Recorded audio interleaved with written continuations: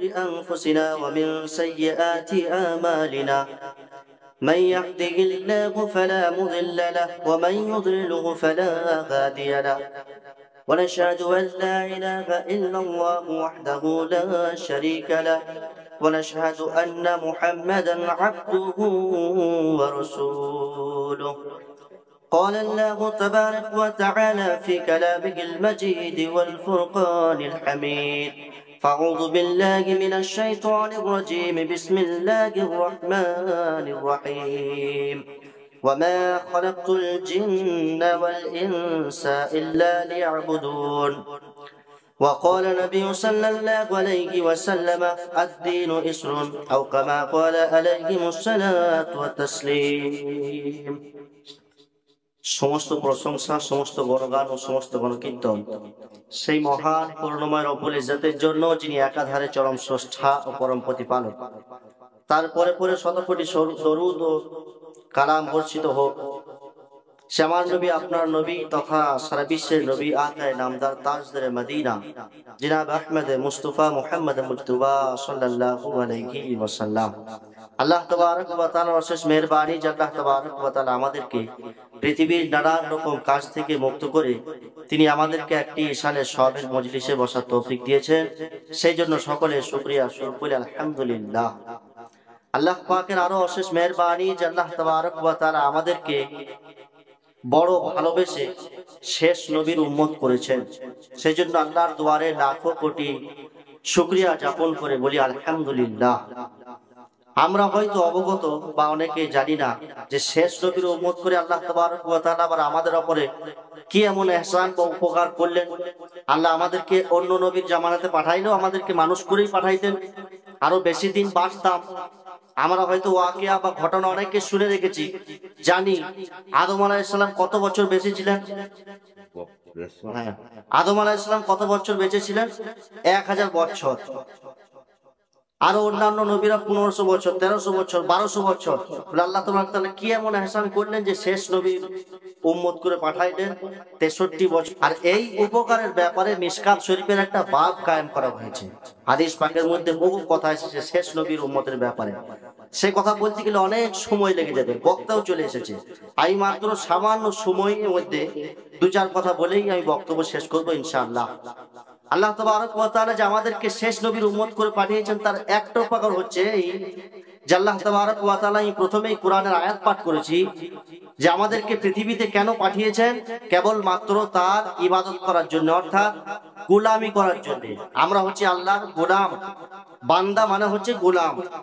আল্লাহ তাবারক ওয়া তাআলা ইতি পূর্বে উম্মতদেরকে যে পাঠিয়েছিলেন তারাও ছিল কি আল্লাহ তাবারক ওয়া তাআলার গোলাম। কেউ করেছে 100 বছর গোলামি, কেউ করেছে 500 বছর, কেউ করেছে 1000 বছর, কেউ করেছে 1500 বছর। আর আমরা কত বছর করছি? 60 বছর।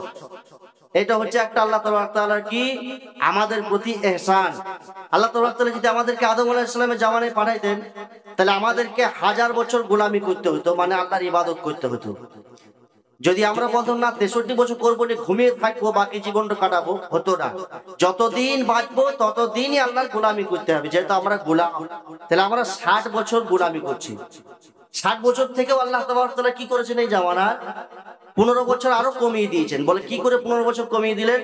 60 বছর থেকে যেই নবীর আয়ু যত হয় তার উম্মতদের আয়ু ততটাই বেঁধে দেওয়া হয়। আমাদের নবী সাল্লাল্লাহু আলাইহি ওয়াসাল্লামের আয়ু হচ্ছে 60 বছর, ওই জন্য আমাদের জীবনটাকে 60 বছর ধরা হয়। কেউ বেশি বাঁচতে পারে 2-4 বছর। তো আল্লাহ তাবারক তাআলা 15 বছর কি করে কমাইলেন?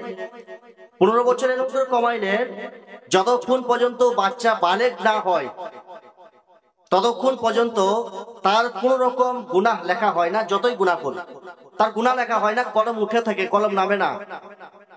তারপর আল্লাহ তাবারক ওয়া তাআলা আমাদেরকে আরো কি উপকার করেছে? কলম উঠিয়ে রেখেছে যখন আমরা ঘুমাই। সারা জীবনে যদি আমরা এ করি, ভাগ করে দেখি যে কতটা ঘুমাই। দিনে 8 ঘন্টা ঘুমাই, 8 ঘন্টায় কলম উঠে থাকে।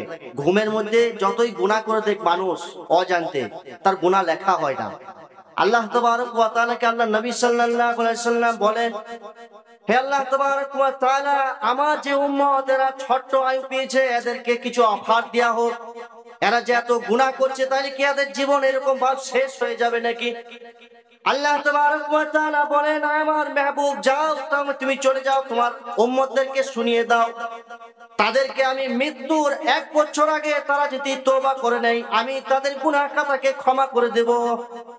আল্লাহ রাসূল সাল্লাল্লাহু আলাইহি ওয়াসাল্লাম বলে, আল্লাহ আমার উম্মত 1 বছর তওবা করার পরে বাকি 11 মাস কাটাইতে পারবে না ভালো করে। রোজাতেই দেখি আমার এত কষ্ট করে রোজার পরে ঈদের দিনে এমন বক্স বাজাইছে, কলজে ফেটে গেছে মানুষ, বলে পারবে না পারবে না। তাহলে কি করো? আল্লাহ তাবারক ওয়া তাআলা আমার উম্মতদেরকে আরো কিছু অফার চাই। আল্লাহ তাবারক ওয়া তাআলা বলে, যাও চলে যাও, উম্মতকে শুনিয়ে দাও, মরার 1 মাস আগে যদি তওবা করে নেয় তার গুনাহ খাতা ক্ষমা করলাম। বলে তাও পারবে না, আল্লাহ আরো একটা কিছু করো। বলে পারবে না, তবে 1 সপ্তাহ। বলে সেটাও পারবে না, বলে আরো কিছু করো। আল্লাহ তাবারক ওয়া তাআলা বলে, যাও আমার মাহবুব ওদেরকে বলো, একদিন মরার 1 দিন আগে যদি তওবা করে নেয় তার গুনাহ খাতা ক্ষমা করে দিলাম, যাও। আল্লাহ রাসূল সাল্লাল্লাহু আলাইহি ওয়াসাল্লাম বলে, আমার উম্মত একদিনও ভুলে যেতে পারবে না। তাহলে মোহাম্মদ কি চাও, এদের আর কি করব? ওই যাও, আমি আল্লাহ বলে দিলাম, কালাম পাকের মধ্যে এসেছে হুলকুম, এই জায়গা এটাকে হুলকুম বলা হয়। আমার ফেরেশতারা যখন বান্দার জান কবজ করতে যাবে, তার রূহটাকে যখন কবজ করার জন্য হাত ভরে দিবে, ততক্ষণ পর্যন্ত আমি তার তওবা কবুল করব। যাও। জান ফেরেশতা চলে এসেছে। মানুষের চোখে 70,000টা পর্দা আছে, 70,000টা পর্দা, মনে রাখবেন। যখন ফেরেশতা মরানোর সময় আসে, অন্তিম সময় আল্লাহ তাআলা তাআলা একটা পর্দাকে সরিয়ে দেন, আর যখনই একটা পর্দা সরিয়ে দেন তখন ফেরেশতা দেখতে পায়, ওই জন্য তার চোখগুলো আলাদা রকম দেখা যায়। তার পরের মুহূর্তে আরেকটা পর্দা সরিয়ে দেওয়া হয় আল্লাহ তাআলা হুকুমে, তখন সে জান্নাত আর জাহান্নাম দেখতে পায়। বান্দাকে দেখানো হয় জান্নাত আর এটা জাহান্নাম, এই জায়গা হচ্ছে তুর। এরকম করা হয় বান্দার সাথে। আল্লাহ তাআলা বলে, যাও, জান কবজ করার সময় তাও সে যদি তওবা করে কবুল করে নেব, সময় হচ্ছে অতটা। তার জানকে যখন নিয়ে চলে আসবে আমার ফেরেশতা, এই হুলকুম অর্থাৎ যখন গড়গড় করে একটা আওয়াজ হয় জান কবজ করার সময়, যখন এই জায়গায় চলে আসবে রূহটা, তখন আমি তার জান কবজ করব, তখন আর তওবা কবুল করব না। বলে কেন? এর ভেতর রহস্য আছে। তখন যদি তওবাটা কবুল করা হয় তো অনেক কাফের কি হয়ে যাবে, কুখ্যাত কাফেরদের মাফি চলে আসবে, তাদেরকে মাফি দিয়ে দেওয়া হয়েছে, এরকম ঘোষণা করতে হবে। কেন? ফিরাউন যখন নীল দরিয়ায় ডুবে মারা যাচ্ছিল, তখন পড়ছে লা ইলাহা ইল্লাল্লাহ, মুসা কালিমুল্লাহ, লা ইলাহা ইল্লাল্লাহ, ঈমান আনছি। কখন? তখন যখন তার রূহটা এই জায়গায় চলে এসেছিল। ফেরেশতারা রাগে সেখান থেকে পাক মাটিকে উঠিয়ে তার মুখে ভরে দিলেন, চুপ কর, তুই আর কিছু বলতে পারবি না। এই সময় তুই তওবা আল্লাহর দুয়ারে আর কবুল নাই। আল্লাহ তাবারক ওয়া তাআলা আমাদের সকলকে মৃত্যুর আগে, ততক্ষণ পর্যন্ত তার আগে যেটা আমরা জানি না, সেজন্য আমাদেরকে প্রত্যেকটা গুনার পরে আল্লাহ তাবারক ওয়া তাআলা আমাদেরকে সঠিকভাবে অন্তর থেকে তওবা করার তৌফিক দেন। বলেন আমিন। ওয়া আখিরু দাওয়ানা আলহামদুলিল্লাহি রাব্বিল আলামিন।